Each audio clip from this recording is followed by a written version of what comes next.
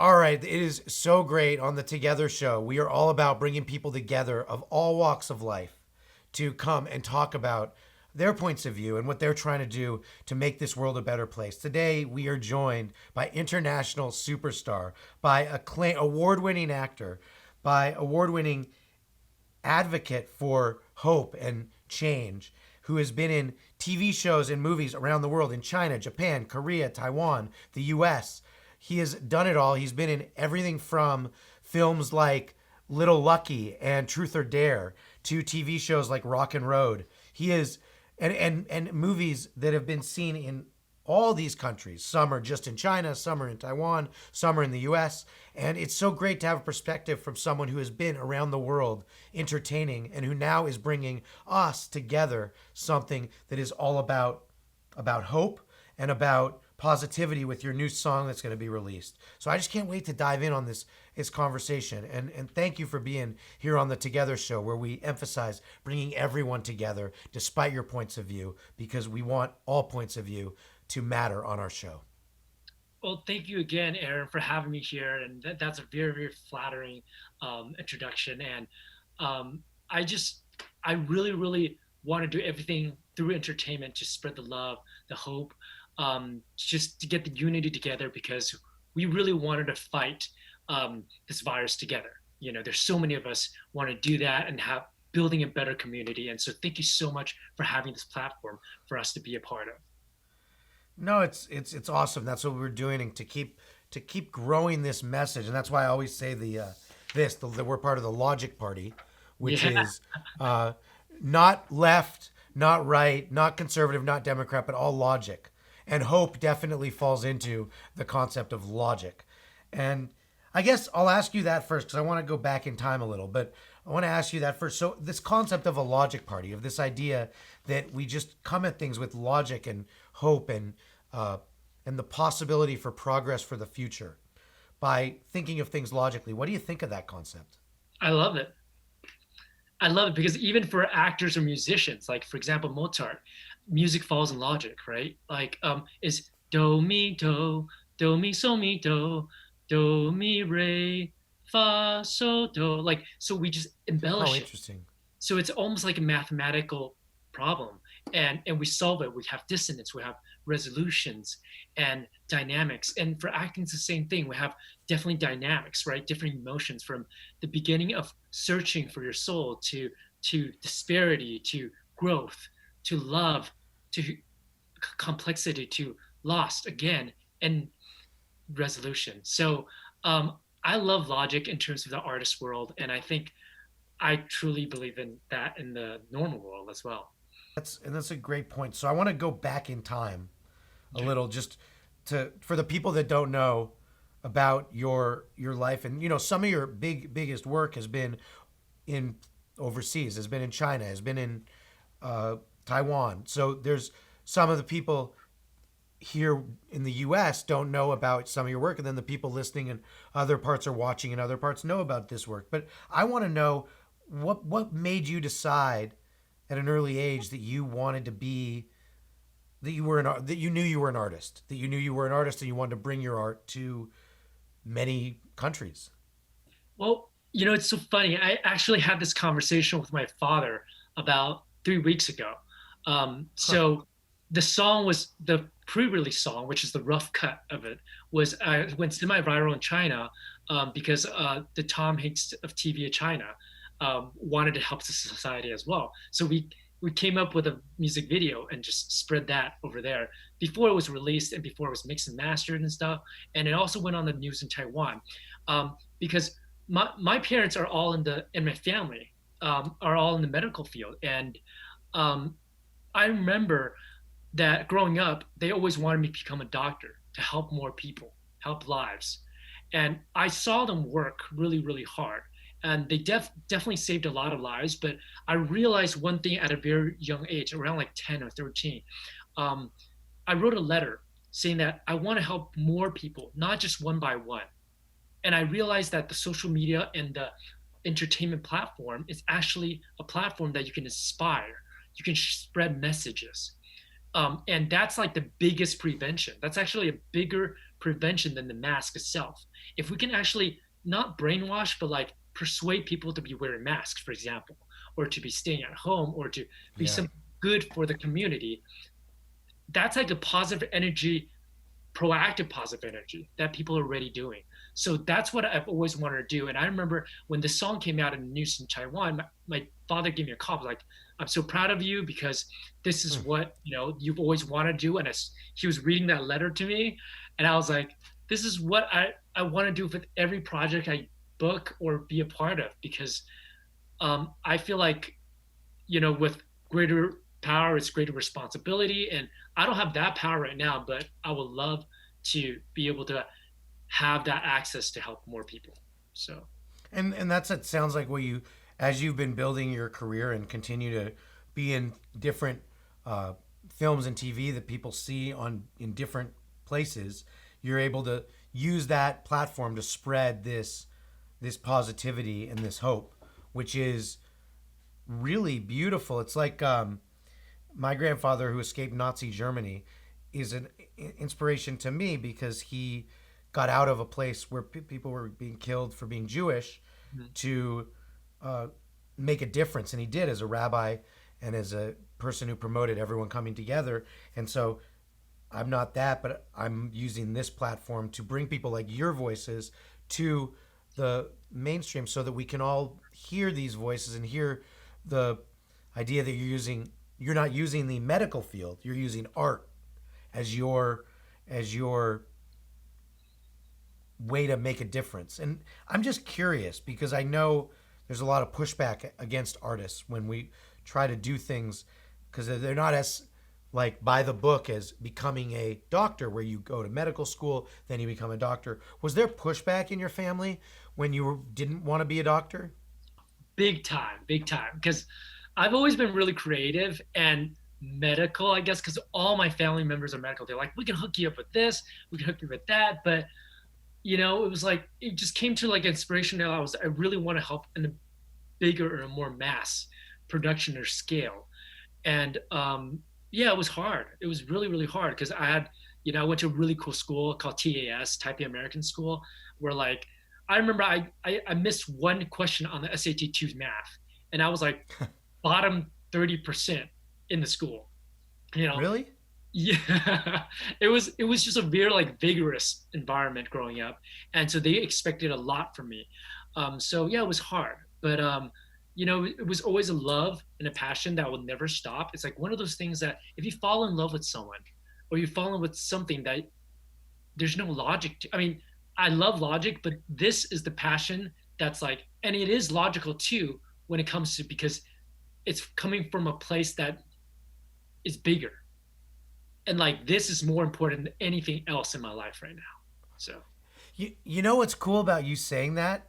It's like who we are and that's illogical. That's not full of logic because we are who we are when we're born in this world.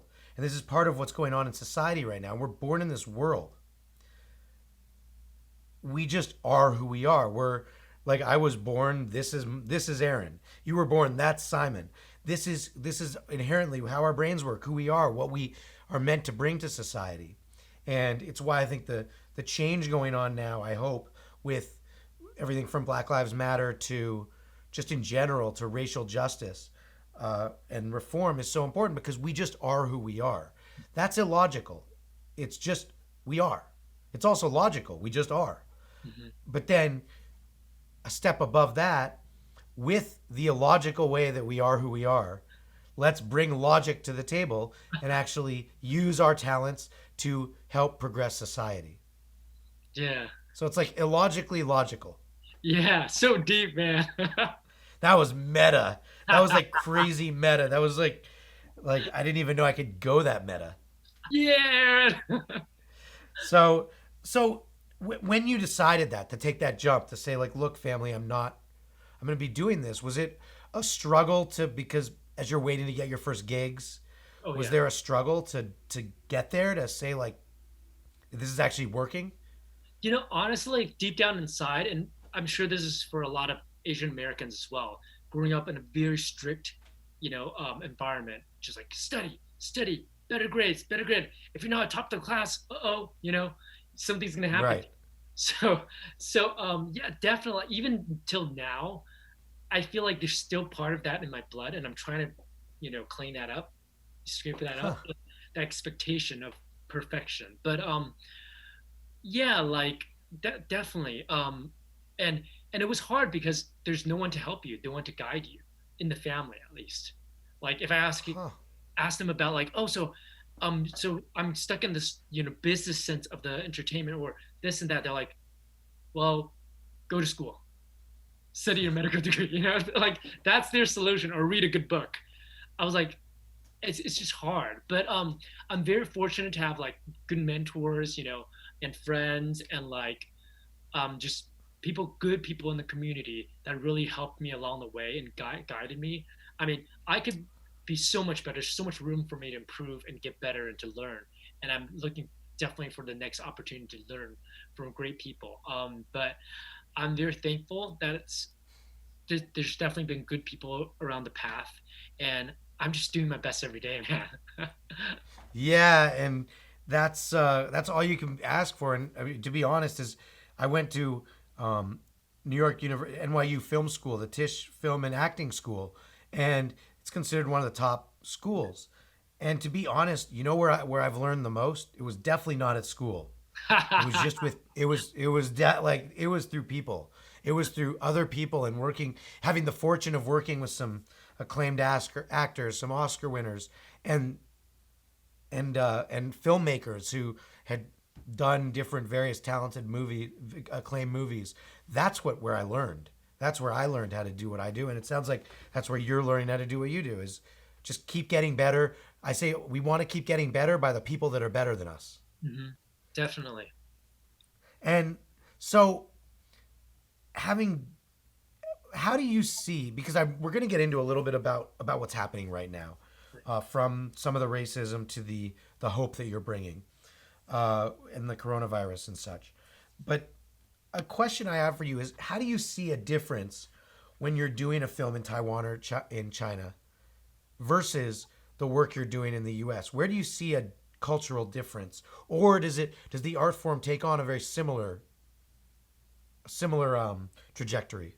I honestly feel like it's like night and day. Like there's definitely people being like, oh yeah, it's a simple when the camera turns on, But honestly, like been living there for like the last 8 years in Asia, the cultures are so different. For example, if you're a Japanese person who acts, right, like Pacquiao, like they're big. It's animated because that is like that. Sorry, that was a cussing word, but still, like that is their expressions very animated. That's why their anime, their expressions are like that, right? And if it's Chinese, a lot of Chinese actors, I don't know why when the camera goes 3, 2, 1 action, they become very big again. But like normal Chinese people, the traditional ones, don't speak that much, and they're very Huh. subtle about what they think. So, like, 行啊，可以啊, so that's how they It's express downplayed. themselves. It's very subtle, and in American, I heard from psychological psychology class I took, it's the expressive is 70% physical gestures. Hey, what's up, bro? But Asians or sorry, at least Chinese, they don't like, hey, ni hao ma. They don't do that. Like, like and yeah, like that's it, right? But I don't know why when the camera rolls, they're like they like exaggerate again. It goes big. So it's very different. Like the culturally is so different. So depends on like if I like the co-productions I've worked on, I always ask them. So what's the main focus of the market, and what is my character? So if I do speak English, I want to be in that that audience space, right? So Right. more physically communicative. But if it's when I speak in Chinese with Chinese, let's say a cop comes with, you know, but when it comes to American, I was like, if it's American cop, I was like, oh, well, sure, I can give you my license. So it's different. And what about, is there even a difference? So what's cool too about you, and I didn't mention, is you know a bunch of languages, um, and that's a neat talent in itself. Um, Do you notice like in Korea, Hmm. um, which is a to me South Korea is a very you have to differentiate because South Korea is a very progressive country that is far ahead of the U.S. in a lot of ways. Um, I've never been, but I'm just curious what their how they approach artistry and film and TV because I don't know, it just they they're just it's such an interesting, fascinating, progressive uh, country. I love like working with Koreans. Like they, I mean, I don't know their culture as much as like China or Taiwan and other places, but I did get a chance to work with some celebrities there, and they're very disciplined. They're very disciplined. Like they probably train hours a day, So they kind of took on some internationalism of from the US. You know how like actors here, they train all the time. They're always in classes. They're always rehearsing. They love that. Yeah, They like make it almost like a game that's like, we got to do this every day, but in China, they don't have as much of that going on, maybe because everything's so fast paced there. But Korea, I really like working with the artists there when it comes to like their discipline. I mean, every place I try to find great things that they're doing, that's better than another culture, and I try to like learn from everyone. So it was very interesting to study that and to learn from, yeah, their culture as well. from there from the Korea the South Korean culture and the what they bring to it because it here like and I think we take a piece of artistry for each of us and we grab it and say all right this is a piece of what I want for me, Yeah. not all of it because you don't want to replicate and copy. For me it was the improv to me did taught me more than any acting class I took. I did the Groundlings, which is in Los Nice. Angeles, an improv troupe, and I did that for a while. And so what I learned doing that was reaction. Yeah. And sometimes it's like you want to do it where you're really just this is how we're going to do it and we're going to rehearse. It sounds like the Korean method is a little more like that. The Groundlings method is more whatever's thrown at you, depending on how they deliver the line or what the scene is like, react to that. Yeah. Try not to have it in your head. Oh no, this is what I'm going to do no matter what. And also in talking to people, just having a conversation, react to what's given to you, Mhm. and then say yes. Now let me expand on that. Yes, and yes. Or yes, and yeah, that's the like the the beginning phrase. So yeah, Yeah, I love it. And so, like, I feel like South Korea, to answer that question, it's like, I feel like they're very international in terms of they're Asian, but they also have some internationalists. And that's probably why they won the Oscars, for Parasite. And, yeah, I think I can say it on the show. So I met like one of the senior VPs of Sony Pictures when I was in Beijing, because they also have a branch there, and her name is Whitney Baxter. Super nice lady, super nice lady. She also like really liked that kind of culture, so we actually had a really good conversation about it. hmm. Where like she saw promise over there, and that was like 3 years ago. So she started spending a lot more time in South Korea and like meeting the not just the artists but the production and things like that. And yeah, she was just a really nice lady. Um, and to the follow-up question, like, yes, like Huh. I love merging all of these things, and kind of like you, Aaron, like to wherever I meet this person, if they have something I can learn from, I'm going to try to learn from them. Like South Korea, for Right. example, the discipline even in the Asian culture, and in China it's like a lot of things are fast-paced. It changes all the time. There's a saying, a colloquial saying in Chinese saying, 计划赶不上变化. So, and that in English means, so your plans um, are gonna change much faster than you planned them. So, Huh. you can plan all you want, but at least in a lot of the things in China, because you see like it goes up and down, things are happening all the time, that Huh. you got to just change your schedule like on the constant. So at least in their environment of like their society, that's kind of the one of the biggest things that happened every day. So when I was working there, it's like lines are changing all the time. Like casts will change the next day. You're like, oh, we're working this person. We already did our research. We know who we're working with, the system, the genre, the tone. Okay, you go there, someone else shows up. Okay, well, Oh, yeah. Oh, what are we gonna do? And then I bring out the yes and because I went to UCB, so I love improv as well. And I just use that and the Meisner technique that I learned before. So I was like, okay, feed off of them, as much as I can, even though the tone will be completely different from what we expected as a whole and what we even previously shot sometimes, yeah, but we just have to but it's adapt. fun. Yeah. Adapting is really, I think, the word adapt can lead us to this next place, because I think what you're saying is you adapt to culture, you adapt to what's being thrown at you. And right now we're in a time Hmm. where everyone has to adapt, because our whole world has been turned on its back with Yeah. the coronavirus, and we are in a stage of adapting. One thing I want to bring up, because you brought up how the emergence of the South Korean film industry, and how Whitney Baxter saw the hope there, and what it could be. And then the director Bong Joon Ho made this movie Parasite. To me, it's actually not my favorite movie of his. I like Snowpiercer more, but it won the Oscar.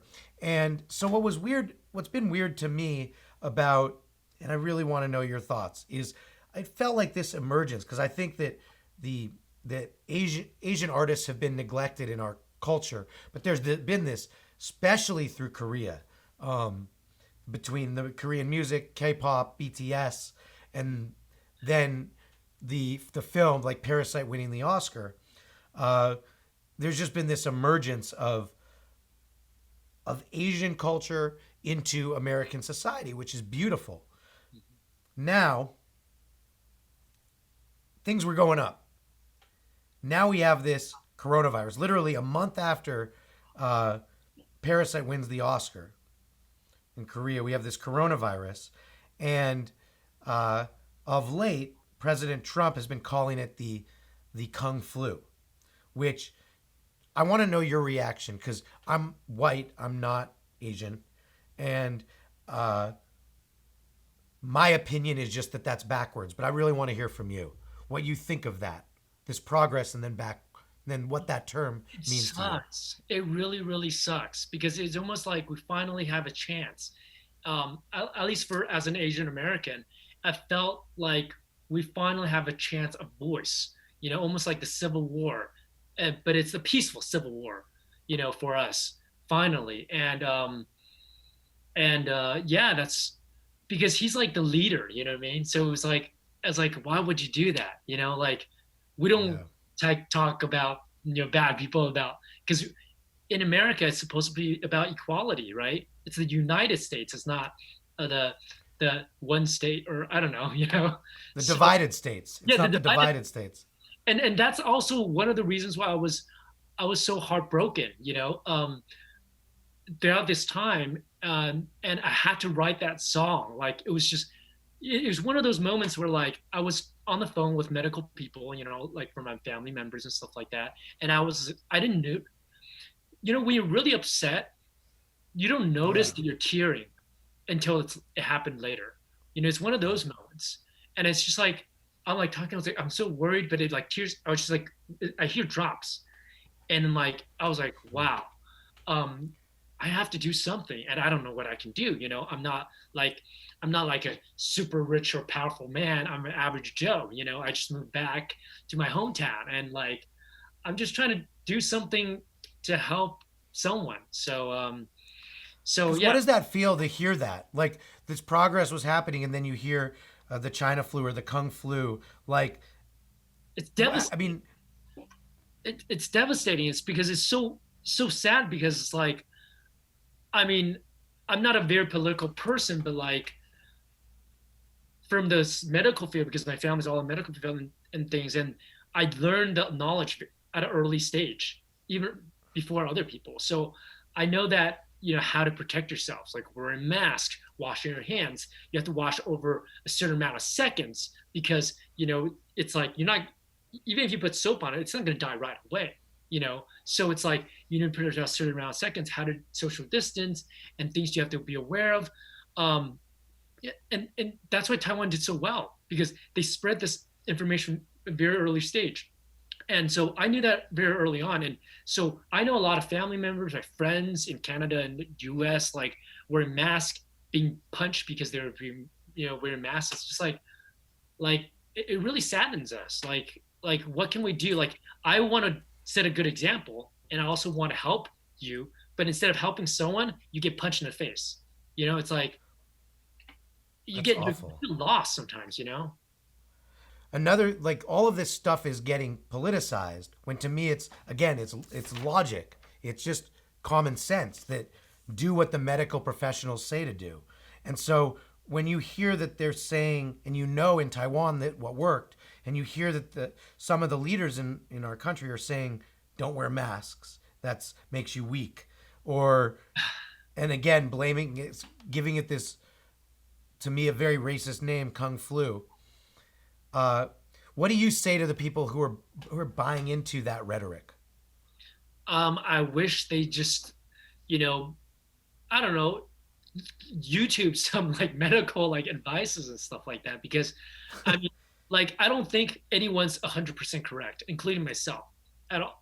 Like no one's perfect. So like, I'm sure the governmental people are doing a lot of things best to their abilities to help, but at the same time, it's like some things are probably, you know, we can also gain other knowledge that can help ourselves throughout these times, especially. So if they can just watch some things and talk to other perspectives, maybe more people would you know be more understanding about what's going on right now. And I think what you just said, it's all this idea of adapting and how it's with art, we adapt by grabbing things from different people who we know are better than us and we can learn from. And to me, in our society right now, it's all about learning. And anyone who's not willing to learn right now, and that's every type of person from the president down to a citizen we're all just people who need to learn. And none of us have gone through this before. None of us have gone through a pandemic. So what can we learn as individuals to better ourselves without saying we know everything? Just like how can we better ourselves as artists because we don't know everything? And I think what you're saying is just that. We don't know everything, right? And you hope that everyone is willing to learn. Yeah, definitely. I mean, I grew up, and it's one of those personalities I have because I grew up going to 29 different schools, by the way. Like, it was That's a lot. insane. I had to adapt, and like definitely had to deal with some, like racism stuff as well. Even though I don't want to admit it, but it did exist. But Yeah. um, so just had to adapt as much as I can. But I feel like at the end of the day, it's our own choice. We have the freedom of our will, right, to do what we want. And so hopefully people do get a chance to hear the song. And my intentions is that if I can do this, an average Joe can do something at home to help the community, for unity, for hope. Just even the people on the front, or especially the people on the front lines. Actually, the stories I've heard are ridiculous. Like people are doing TikTok and being happy and stuff like that. Doing those dances. It's because they're so desperate. They have to do anything that keep just get a smirk, a smile out. Like at least the stories I've heard is like they're crying every single day in the corner. They don't want to like let's hug and cry together. It's like almost like that's something embarrassing. Like society told us it's embarrassing. Don't cry in front of the audience or in front of people. So they hide in the corner, and when they go home, they don't know if they're passing anything. Let's see if they miss a spot and their family gets it. And Yeah, then what? yeah, then what? And some of the people, because of the Hippocratic Oath, and they're understaffed, they some pregnant women had to risk their baby, not just their lives. It's not the baby doesn't even get a choice, just to save lives. So if we understand that, like how much they're going through, I think like, and if we think about that, the possibility, if we just don't stay home, we're just partying, stuff like that, possibility, your friends might not get it, but your friends' friends, or because that passed down to the next person, and one of your family members or three of your family members might be affected. Would you still do that? So I just, hopefully this song just resonate with people and remind people that how hard all the frontline workers, including the community leaders like yourself and a lot of great people, are just doing their part during these times to save lives. And I think it's fair to say that staying home and being protective is saving lives, because you see banners everywhere now, right? In California, we're like, Big time. yeah, stay home. On buses and Yeah, everything. Yeah. So even on movie theater marquees, because you can't go to the theater yet, um, which was a bummer for me, but it also, I understand it, with our new movie coming out. But the thing that resonates with what you're saying, that is so important, is the passion that you're bringing to your work and what you're doing with this song. So I'd love for you to just talk a little bit about the song, and then would we be able to then play a piece? yeah, yeah. So I just created this piece with my friend San Yuan. So she had a poem, and then I was like, wow, those are good words. So I made it into lyrics, and we did, and then I made the music, the backing stuff. I was just hearing it in my voice, and I was like, something's like a calling. I was like, okay, I'm gonna do this, and it took about only 3.5 hours, but I don't know. Really? Yeah, it only took, because I was like crying while I was writing it. But like, I don't know how to do the tech part and stuff, so I really had, try to, that's what took a long time. But um, Huh. and we kept it the way it is. Like, it's not like a studio fantastic orchestrated deal. The reason why we kept it like that is because we want to share it to the community that an average Joe who don't even know anything about music producing, I've never done it before, or whatever, can do this, because anyone at home can use this time to see how we can help the community. And if we all do it together, we can probably get out of this much earlier. Let's say we get Yeah. out of this 3 months earlier. Imagine the economy, how much better that would be, how much lives that would save. So and I just remember, like, yeah, man, it's just so saddening to hear the people crying every night in the corner. Like, hospitals are understaffed, right? So they're working overtime, super tired, exhausted, which means immune system going down, and then they don't have a cure. So it's, imagine like you're trying to save life, but you don't know how. All you can do is maintain and get themselves to fight over this virus, and that's so Huh. scary. That is like so scary. That's like saying, like, if you get a cut, 5% of chance you would die. We don't know. But, and if you're weaker, if you're not, but in those environments, when people are scrambling, the chances are you're not going to be in good shape. And so, I really a shout out to like the people on the front lines, community leaders, doctor, nurses, everyone who's doing what they can, not just donations, but also activities, and do their part. So I really hope that this song resonates with people at home and doing their part at home. And I think with that we'll play a clip, because I love the title too. We will win.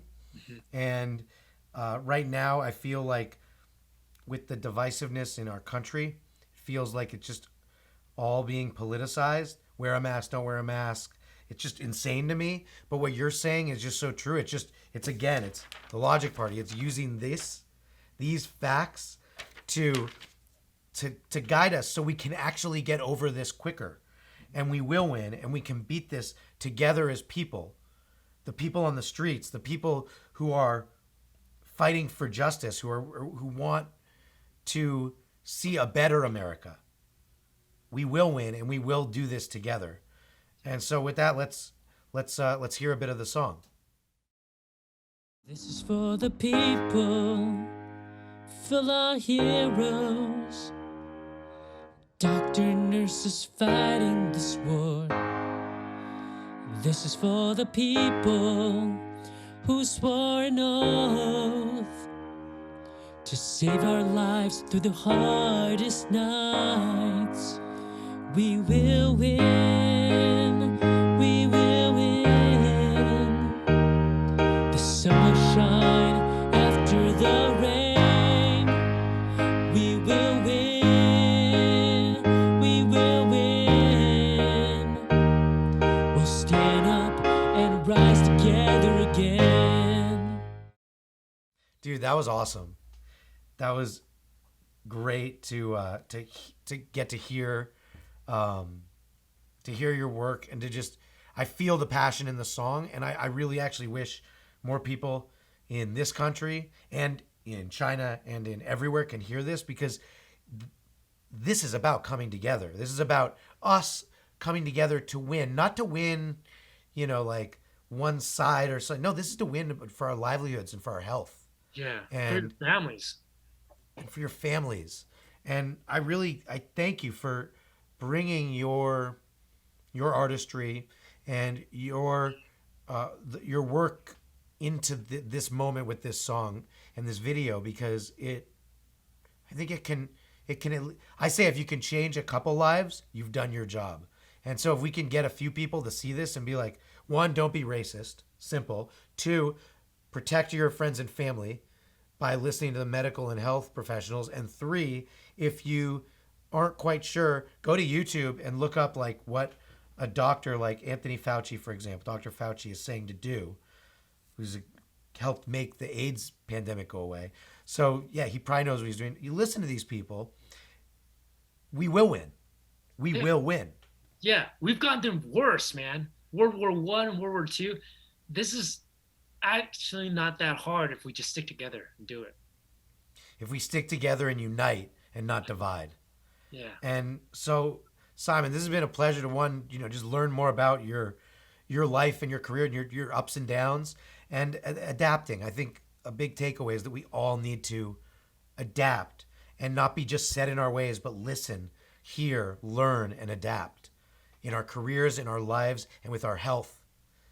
And if we can do that and listen to your message, we will be fulfilling for a brighter tomorrow. So, and also just so everyone knows, you're at Simon, SIMON DWU on all social media platforms. And we'll be sharing this with everyone. We can't wait to also hear your feedback. You can ask me, or I'm the Aaron Wolf on social media. So you can ask either of us any question about what you've heard in our discussion so that we can come together as one with that hope and have a brighter tomorrow. Thank you so much for having me. Like this is really, really cool. And like for you to have a platform like this and just, because if we, like you said, if we divide, we're all doing things individually. We're not going to come, we're not going to come together. It's that the power is so limited. But if we just all come together and do something, hopefully we'll bring more people in and do something greater. So thank you so much for having me here. No, this has been awesome, Simon. And play the song, share the song with your friends. Thanks. So there's a pre-saved link. All right.